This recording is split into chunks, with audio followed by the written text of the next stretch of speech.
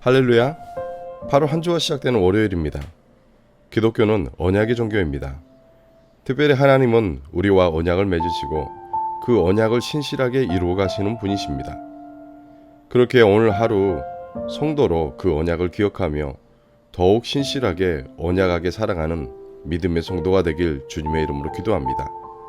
오늘 본문의 말씀은 이사야 54장 1절부터 17절 말씀입니다. 제54장. 잉태하지 못하며 출산하지 못한 너는 노래할지어다. 산구를 겪지 못한 너는 외쳐 노래할지어다. 이는 홀로 된 여인의 자식이 남편 있는 자의 자식보다 많으리라. 여호와께서 말씀하셨느니라. 내 장막틀을 넓히며 내 초소의 휘장을 아끼지 말고 널리 펴되 너의 줄을 길게 하며 너의 말뚝을 견고히 할지어다. 이는 내가 좌우로 퍼지며 내 자손은 열방을 얻으며 황폐한 성읍들을 사람 살 곳이 되게 할 것임이라. 두려워하지 말라. 네가 수치를 당하지 아니하리라. 놀라지 말라. 네가 부끄러움을 보지 아니하리라. 네가 내 젊었을 때 수치를 잊겠고 과부 때 치욕을 다시 기억함이 없으리니. 이는 너를 지으신 이가 내 남편이시라. 그의 이름은 만군의 여호와시며 내 구속자는 이스라엘의 거룩한 이시라. 그는 온 땅의 하나님이라 일컬음을 받으실 것이라. 여호와께서 너를 부르시되 마치 버림을 받아 마음에 근심하는 아내 곧 어릴 때의 아내가 되었다가 버림을 받은 자에게 함과 같이 하실 것임이라. 내 하나님께서 말씀하셨느니라. 내가 잠시 너를 버렸으나 큰 궁일로 너를 모을 것이요 내가 넘치는 진노로 내 얼굴을 내게서 잠시 가렸으나 영원한 자비로 너를 궁일이 여기리라. 내 구속자 여호와께서 말씀하셨느니라. 이는 내게 노아의 홍수와 같도다. 내가 다시는 노아의 홍수로 땅 위에 범람하지 못하게 하리라 맹세한 것 같이 내가 내게 노하지 아니하며 너를 책망하지 아니하기로 맹세하노니 산들이 떠나며 언덕들은 옮겨질지라도 나의 자비는 내게서 떠나지 아니하며 나의 화평의 언약은 흔들리지 아니하리라. 너를 궁일이 여기시는 여호와께서 말씀하셨느니라.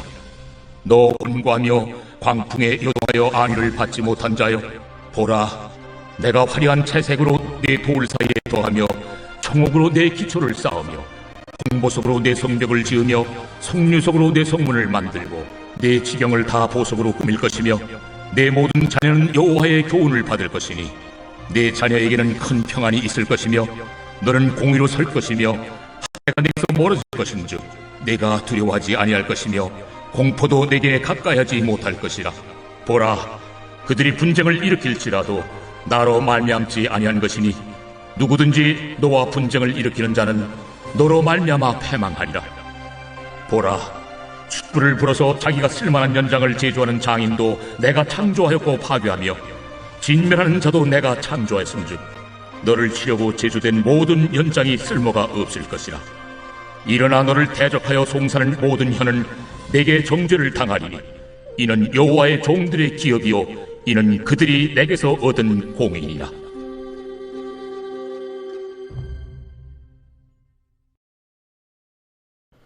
먼저 1절부터 3절은 출산하지 못하고 홀로 된 여인과 같은 처지에 놓였던 이스라엘 백성들이 번성하게 될 것을 예언합니다.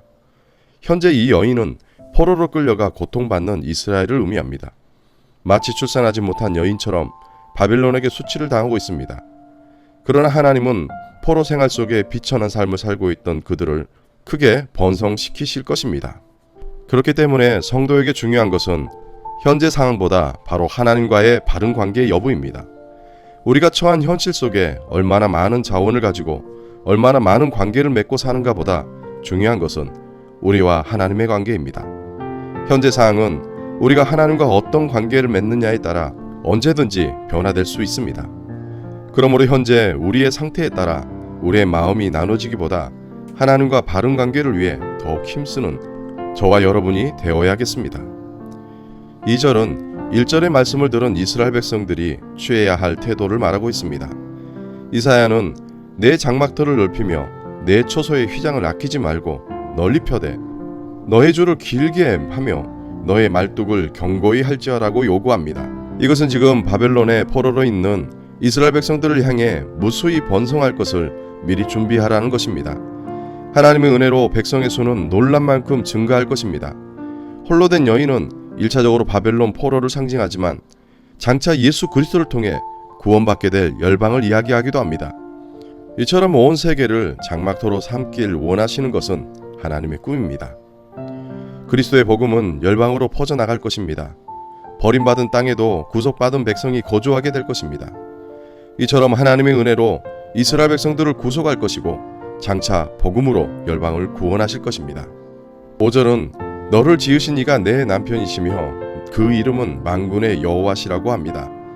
이것은 비록 소방 맞은 여인과 같은 비천한 처지에 있는 이스라엘을 향해 두려워하지 말고 놀라지 말라 말씀하시며 젊었을 때의 수치를 잊겠고 과부의 때의 치욕을 다시 기억하지 않겠다고 하십니다.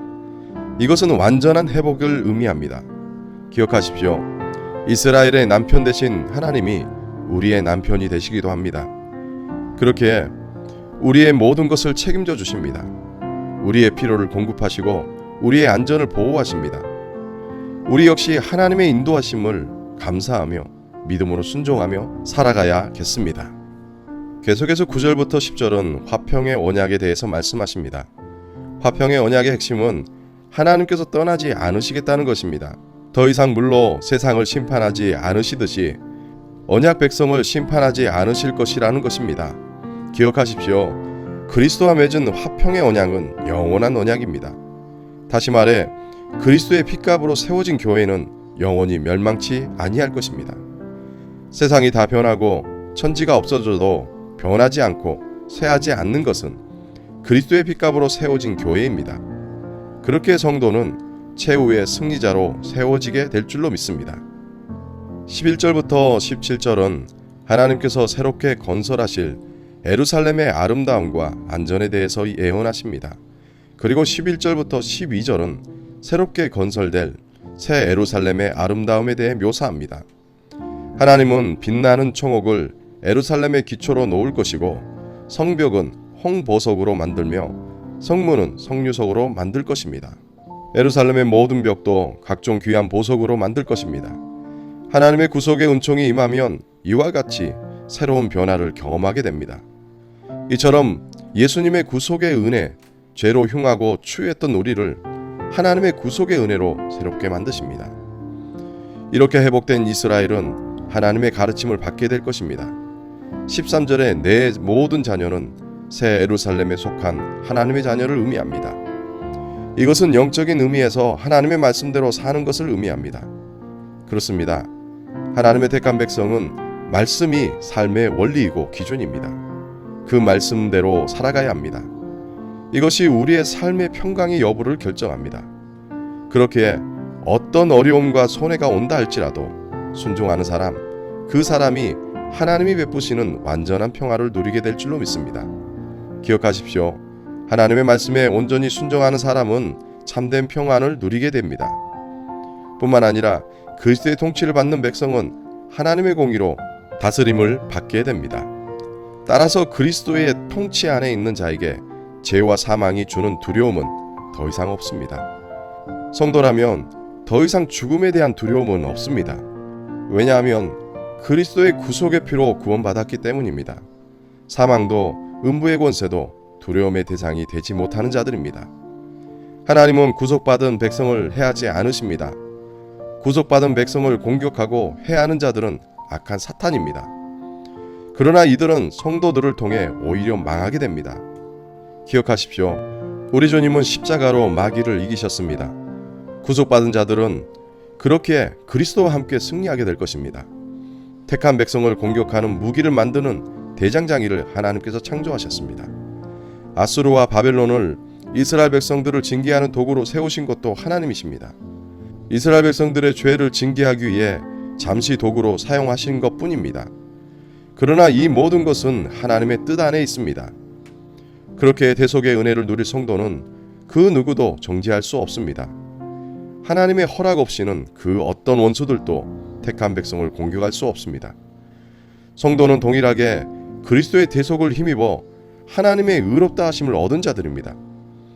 그렇게 우리가 죄인이지만 그리스도의 의를 잇는 순간 하나님 보시기에 의인입니다. 기억하십시오. 우리의 힘으로 원수의 공격을 이길 수 없습니다. 그러나 구속받은 성도는 하나님이 지키십니다.